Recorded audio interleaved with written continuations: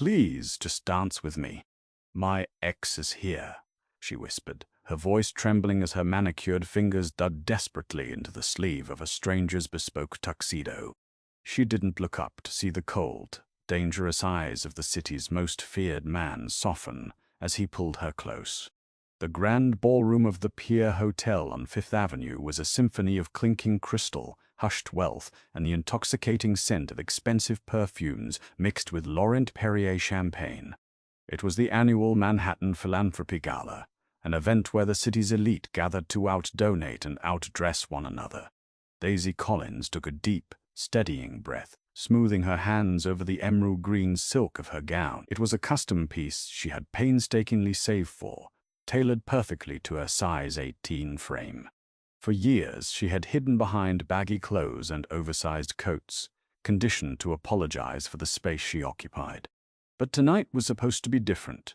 The silk draped beautifully over her wide hips, accentuating her thick thighs and the generous curve of her bust. She looked beautiful. She felt beautiful. At least she did, until the crowd parted near the towering ice sculpture at the center of the room, revealing a face from her nightmares. Trevor Hayes. Her stomach dropped to the marble floor, the sudden wave of nausea so intense she had to grip the edge of a high-top table to steady herself. Trevor was the man who had spent 3 years systematically destroying her self-worth. He was a corporate lawyer with a silver tongue and a heart made of jagged flint.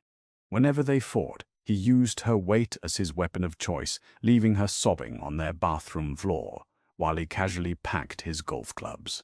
"I just want you to be healthy, Daisy," he used to say, masking his cruelty as concern. If you just had a little self-discipline, I wouldn't be so embarrassed to take you to firm dinners." He had ultimately left her for Madison, the woman currently clinging to his arm. Madison was a Pilates instructor from Tribeca, a woman so angular and impossibly thin she looked like she might shatter if a strong wind blew through the ballroom. Daisy watched in frozen horror as Trevor's eyes scanned the room and landed directly on her.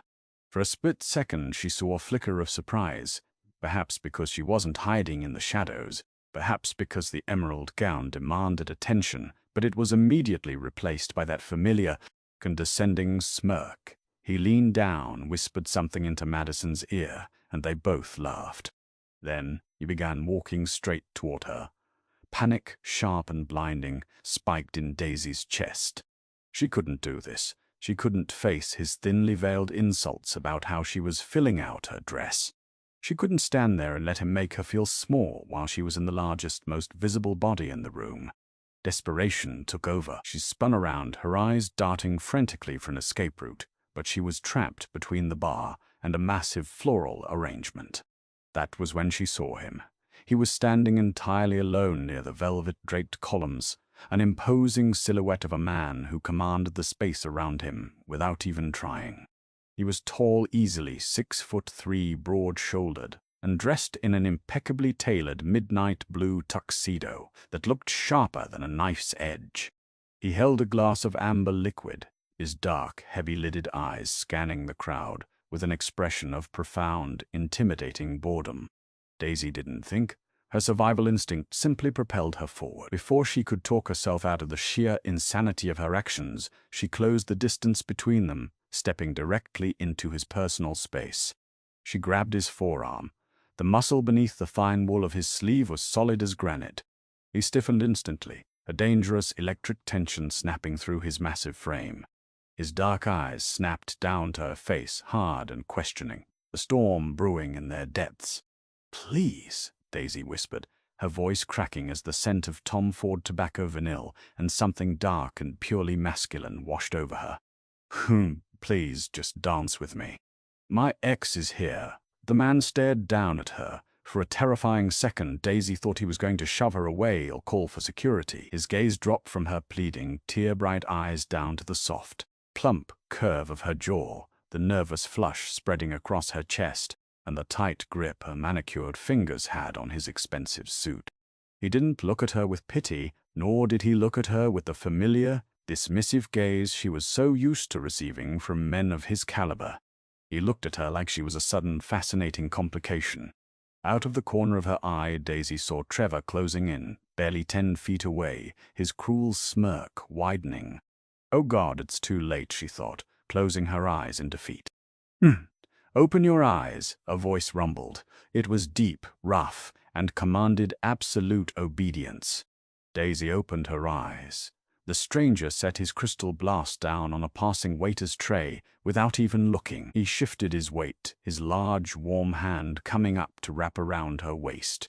His fingers splayed wide against the small of her back, burning through the emerald silk.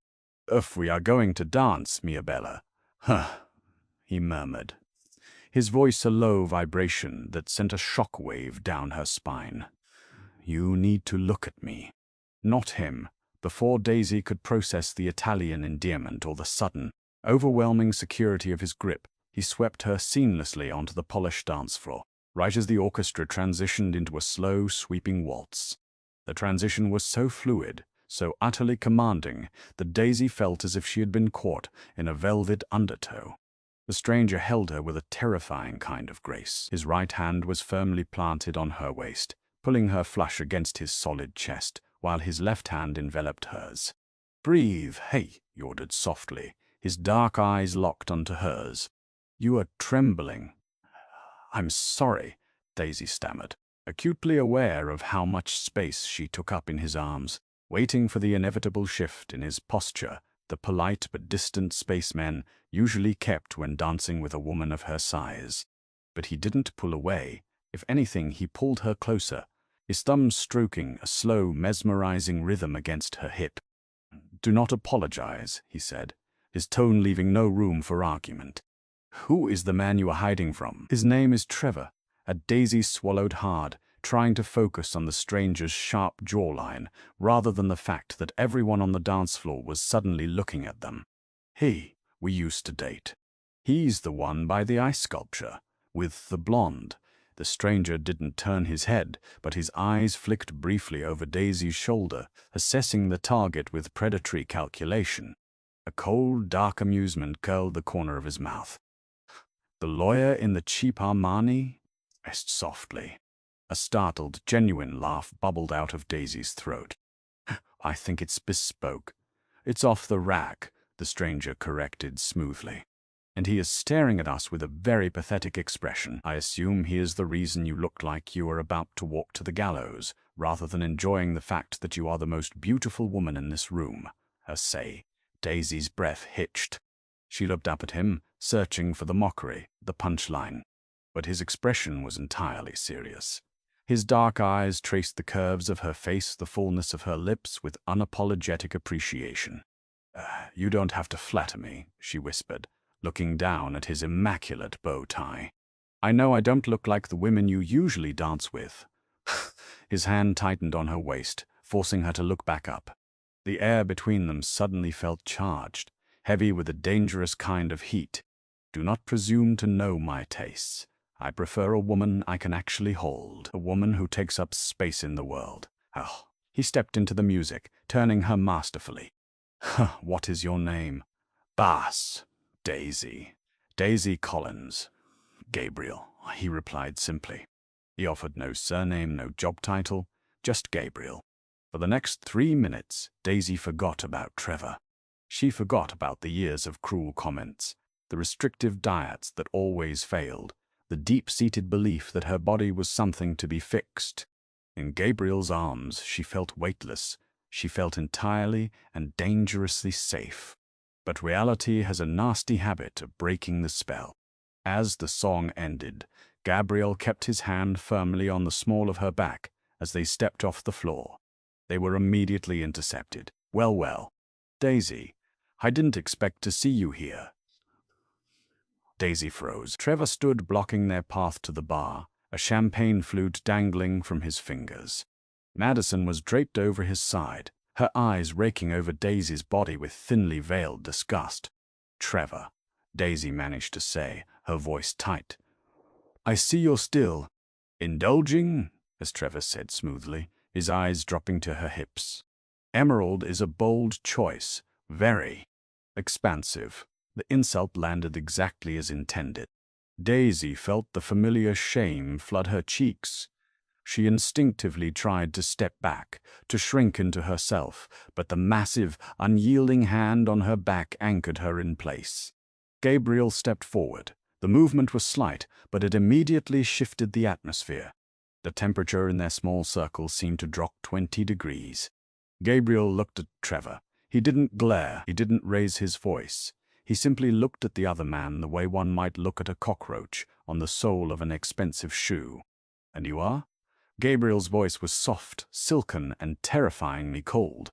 Trevor puffed out his chest, clearly trying to assert dominance over a man who dwarfed him in every conceivable way. Trevor Hayes, partner at Hayes & Covington. I'm an old friend of Daisy's. He offered a hand. Gabriel looked at the hand. He did not take it. A partner, Gabriel mused, the silence stretching until Trevor awkwardly lowered his hand, his face flushing. How quaint. Tell me, Trevor, does Hayes & Covington specialize in corporate restructuring, or simply in employing men who lack the basic refinement to speak to a lady? Trevor's smug smile vanished. Excuse me, you were just leaving, Gabriel interrupted, his voice dropping an octave. The civility was gone, replaced by a raw, quiet menace that made the hair on Daisy's arms stand up. Because if I hear you speak to my companion in that tone again, you will find that a partnership at a mediocre law firm will not protect you from the consequences. Do we understand each other? Trevor swallowed audibly. The liar's bravado completely crumbled under the crushing weight of Gabriel's stare. I was just joking. Come on, Madison. Trevor grabbed his date's arm and practically sprinted toward the other side of the ballroom. Daisy let out a breath. She didn't know she was holding, her knees suddenly weak. Oh my God, thank you. You didn't have to do that. I do not tolerate disrespect, Gabriel said, his attention returning to her, the ice in his eyes melting back into a warm, heavy heat. Are you all right? I'm fine, I need a little air. Merci, come. Gabriel guided her away from the crowd, pushing open a set of heavy French doors that led out onto a secluded stone balcony overlooking Central Park. The cold night air was a welcome relief. Daisy leaned against the stone balustrade, taking in a deep breath. I really can't thank you enough, Gabriel. You completely terrified him.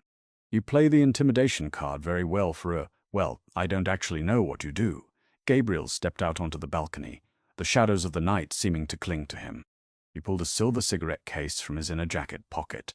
I'm in logistics, real estate, import and export. Phew, you must be very successful. She smiled, feeling bold, feeling alive. He lit his cigarette, the flare of the lighter illuminating the sharp, ruthless angles of his face. I manage. Before Daisy could ask anything else, the heavy French doors creaked open. A man stepped out onto the balcony. He was dressed in a dark suit, but unlike the gala attendees, his jacket bulked unnaturally under his left arm. He looked frantic. Boss, the man said in a harsh whisper, his heavy Brooklyn accent cutting through the quiet night. He didn't even acknowledge Daisy. We got a problem. Gabriel's entire demeanor shifted. The attentive, charming man vanished, replaced by something cold and absolute. Speak, Matteo. I am busy. It's the shipment down at Red Hook, Matteo stammered, stepping closer. The Russians. They ambushed the trucks. 4 of our guys are down. They took the cargo, Mr. Rossi. Daisy's heart stopped. Mr. Rossi. She lived in New York. Everyone who read the Metro section of the Times knew the name Rossi. The Rossi crime family, the most brutal, untouchable syndicate on the eastern seaboard. Gabriel's face turned into a mask of pure, unadulterated violence. The air around him practically cracked with dark energy. Get the tactical team, Gabriel ordered, his voice devoid of all humanity. Tell Leo to lock down the ports. No one leaves Brooklyn. If they resist, gut them. Boss. Matteo nodded sharply and disappeared back into the ballroom. Slowly, agonizingly, Gabriel turned his head to look at Daisy. The cigarette burned in his fingers. The silence on the balcony was deafening. Daisy pressed her back against the cold stone of the balustrade, her wide eyes locked on the man who had just saved her from her ex, the man who had held her so tenderly on the dance floor. She hadn't just asked a wealthy businessman to dance.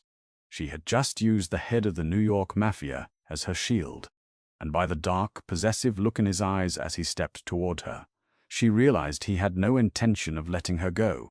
Chaos erupted softly. Before Daisy could fully process the terrifying weight of the name Rossi, Gabriel's large hand was back on her lower spine, gripping the emerald silk with a possessive, territorial firmness that anchored her to the stone floor. The shift in his demeanor was absolute. The charming, attentive stranger who had swept her across the dance floor was gone, replaced by a cold, calculating apex predator. "We are leaving," Gabriel stated. It wasn't a suggestion, it was a gravitational pull. Panic finally shattered Daisy's paralysis. "Wait, what?" "No, Gabriel, I have my coat in the cloakroom. I can just get an Uber to my apartment in Astoria." Turning his head slowly, Gabriel looked at her. The streetlights from Fifth Avenue caught the hard, unforgiving angles of his jaw. "The men who just ambushed my trucks are not petty thieves, Daisy. They are the Volkov Syndicate. Right now, they are looking for leverage. They are looking for weaknesses. You are currently wearing my scent, and you were seen in my arms by half of Manhattan's elite." "But I'm nobody," she pleaded, her voice trembling as she planted her heels into the marble, trying desperately to resist his pull. "I just asked you to dance to avoid my ex-boyfriend. They don't care about me. They care about what is mine," Gabriel growled, his voice a low, terrifying vibration that made her stomach drop. "And tonight you made yourself mine. Move." He didn't wait for her to argue. Guiding her swiftly off the balcony, he bypassed the glittering chaos of the grand ballroom entirely. Instead, Gabriel navigated the labyrinthine back hallways of the pier with the familiarity of a man who owned the building. They moved through the bustling stainless steel industrial kitchens, past stunned chefs and busboys who immediately averted their eyes the moment they saw Matteo walking point, his hand resting conspicuously inside his tailored jacket. Bursting out through the loading dock doors into the freezing New York night, the sheer scale of Gabriel's reality hit Daisy like a physical blow. Waiting in the dimly lit alleyway was an idling, armored black Mercedes-Maybach 6680. 4 men in dark suits stood in a defensive perimeter, their eyes scanning the rooftops and street corners. The moment Gabriel emerged, the rear passenger door was thrown open. "Get in," Gabriel ordered, his hand shielding her head as he practically shoved her into the cavernous, leather-scented interior of the Maybach. Scrambling across the plush seats, Daisy pressed herself against the far window, her heart hammering against her ribs like a trapped bird. Gabriel slid in beside her, immediately dominating the enclosed space. The heavy doors slammed shut with a definitive, airtight thud that sounded entirely too much like a vault ceiling. "Drive," Gabriel commanded the driver. "Take the FDR drive. Double back through the Brooklyn Battery Tunnel.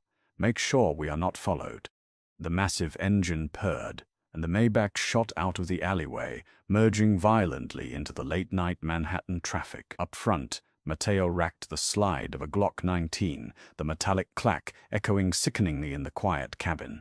Shivering violently, Daisy wrapped her arms around her generous waist, suddenly acutely aware of how exposed she was in the sleeveless gown. The adrenaline was crashing, leaving behind a cold, biting terror. She was sitting in a bulletproof car with heavily armed men, kidnapped by a mafia boss because she had wanted to make her fat-shaming ex-boyfriend jealous. The absurdity of it would have been funny if she wasn't so utterly terrified.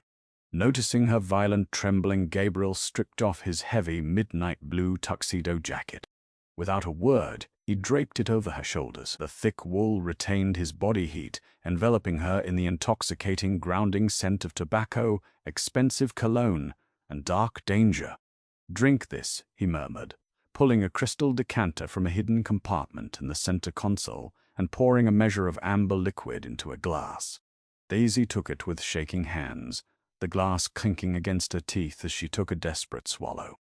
The Macallan 25 burned a fiery, comforting trail down her throat, settling the immediate nausea.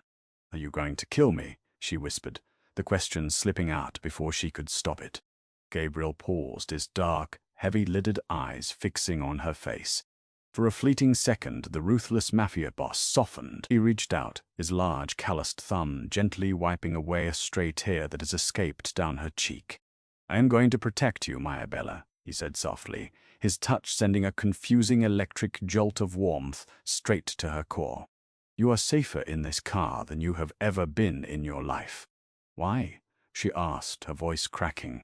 "I am overweight, unremarkable, and I live in a fourth-floor walk-up in Queens. I am nothing to you." Gabriel's jaw tightened. He shifted closer, the heat radiating off his massive frame pressing against her side. His gaze dropped to the plush swell of her thighs pressed tightly together on the leather seat, then back up to her wide, frightened eyes. "You have spent years letting a weak man make you feel small, Daisy, because he was terrified of how beautifully large you are," Gabriel stated, his voice thick with raw, unapologetic desire. "You are not unremarkable. You are exactly what I want. And nobody touches what I want." The Maybach did not stop in Queens. Instead, the heavily armored vehicle glided silently into a subterranean private garage beneath a towering, ultra-luxury glass skyscraper in Tribeca.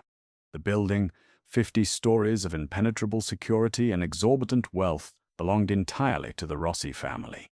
Stepping out of the car, Daisy's legs felt like lead. She kept Gabriel's tuxedo jacket pulled tightly around her shoulders, a desperate armor against the surreal reality unfolding around her. Flanked by Matteo and 2 other silent, imposing guards, Gabriel escorted her into a private, biometric-locked elevator. The ride to the penthouse was silent. Daisy watched the digital numbers climb higher and higher, taking her further away from the ground, further away from the life she knew. When the brass doors finally parted, she stepped into a fortress of modern luxury. The penthouse spanned the entire top floor. Floor-to-ceiling windows offered a breathtaking, panoramic view of the glittering Manhattan skyline, stretching from the Freedom Tower to the glowing spire of the Empire State Building. Dark mahogany, polished marble, and original artwork including a massive, chaotic piece by Jean-Michel Basquiat decorated the expansive space. "Sit," Gabriel instructed, gesturing to a massive, semi-circular velvet sofa that faced the city lights. Daisy sank into the plush velvet, the material swallowing her. She watched anxiously as Gabriel walked over to a marble-wet bar. He poured himself a neat whiskey, his broad back facing her. The silence in the penthouse was heavy, broken only by the distant, muffled wail of a police siren far below on the streets. "I need to call my sister," Daisy finally said, her voice sounding small in the massive room. "If I don't show up for brunch tomorrow, she'll call the police." "Your sister lives in Chicago," Gabriel replied evenly, turning around to face her. "She will receive a text from your phone stating you met someone at the gala and are spending the weekend in the Hamptons. My men are already clearing your apartment in Astoria. Everything you need will be brought here." Daisy jumped up from the sofa, the silk of her emerald gown pooling around her ankles. "Excuse me, you can't just erase my life. I have a job at the gallery. I have a cat. You can't keep me here." Gabriel crossed the room in 3 long strides. He didn't touch her, but his sheer proximity forced her to stop screaming. He towered over her, his dark eyes intense and unyielding. "I am not keeping you here to be cruel, Daisy," he said, his voice deadly serious. "I am keeping you here because you are a dead woman if you walk out those doors. Because I danced with you," she cried, tears of pure frustration welling in her eyes. "Because of some stolen trucks in Red Hook." "Because of Trevor," Gabriel corrected sharply. Daisy froze. "What?" Setting his glass on a side table, Gabriel pulled a heavily encrypted smartphone from his pocket. He tapped the screen a few times and held it out to her. Confused, Daisy looked at the screen. It was a surveillance photograph taken inside the Pierre Hotel earlier that evening. It showed Trevor standing in a quiet alcove, handing a thick manila envelope to a heavily tattooed man in a cheap suit. "Trevor Hayes is not just a corporate lawyer," Gabriel explained, his tone devoid of emotion. "Hayes and Covington is a front. They manage the offshore accounts and shell corporations for the Volkov Bratva. The Russians." The blood drained from Daisy's face. She swayed on her feet, the room suddenly spinning. Trevor, the man who had meticulously berated her for eating a piece of bread at dinner, the man who cared so much about his pristine public image, was laundering money for the Russian mob. I was at the gala tonight to observe him, Gabriel continued, his voice softening just a fraction as he saw the shock wash over her. We knew the Volkovs were planning a move against my territory. I needed to see who Trevor's handler was, and then you walked up to me. Oh my God, Daisy breathed, covering her mouth with her hands. I ruined your operation. I interrupted you. No, Gabriel stepped closer, his large hands reaching out to gently grip her thick hips, steadying her. You provided the perfect cover. Nobody questions a man distracted by a stunning woman. But the Volkov handler saw you with me. He saw the way I looked at you. Gabriel's thumbs stroked the soft silk covering her hips, his touch branding her. In their world and in mine, leverage is everything. If they find you, they will use you to get to me. They will torture you to force my hand, and then they will kill you. Trevor will not protect you. He will likely be the one to hand you over. A cold, terrifying clarity settled over Daisy. Her old life was gone.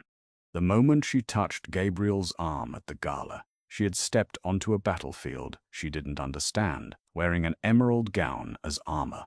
So, I am your prisoner, she whispered, looking up into his dark, dangerous eyes. You are my guest, Gabriel corrected smoothly, pulling her flush against his solid chest. The heat of his body seeped into her bones. You will have anything you desire: clothes, food, art. My men will protect your life with their own, and in return, you will stay by my side until the Volkovs are entirely eliminated. And after? She asked, her heart pounding a frantic rhythm against his chest. When it's safe. Gabriel's lips curved into a slow, devastating smile that promised both ruin and worship. His hand moved up to tangle in the hair at the nape of her neck, tilting her head back. By the time it is safe, Mia Bella, he murmured, right before his lips claimed hers in a bruising, possessive kiss. You will never want to leave. If you loved this story about Daisy finding her worth in the arms of a dangerous man, make sure to hit that like button, subscribe to the channel for more thrilling romance dramas, and share this video with a friend who loves a good plot twist. Drop a comment below. Would you have gotten in the car with Gabriel? See you in the next story.